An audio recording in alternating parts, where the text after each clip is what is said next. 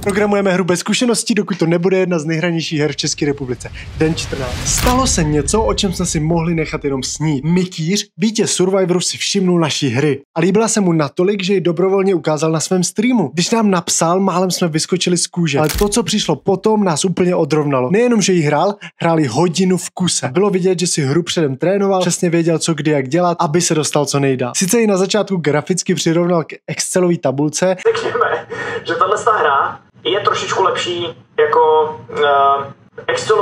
Excelový jako vzoreček. Ale z jeho reakce bylo jasné, že si ji fakt užívá.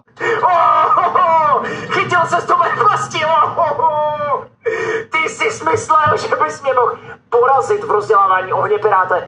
Jak naivní. Dokonce přiznal, že z realistických momentů dostává flashbacky na svůj pobyt na ostrově. I když jsme do hry od posledního dílu přidali spoustu věcí, ukážeme vám je až v příštím díle, protože pro nás je tenhle díl hlavně vzpomínkou na tenhle zážitek, který nám oběma totálně zvedl náladu a přidal ještě víc motivace hru posouvat. Zároveň nám Mikýřův gameplay ukázal spoustu chyb, na kterých teď můžeme makat, aby hra byla ještě lepší. Celý záznam z Mikýřova streamu najdete na jeho kanále Mikýřová úžasná pouť internetem v sekci pro členy. Díky moc všem supportérům, vidíme se u dalšího dílu. Si to obecně tohle se mi líbí, když lidi dělají věci a tohle je určitě věc a někdo na ní pracoval a jako je to super.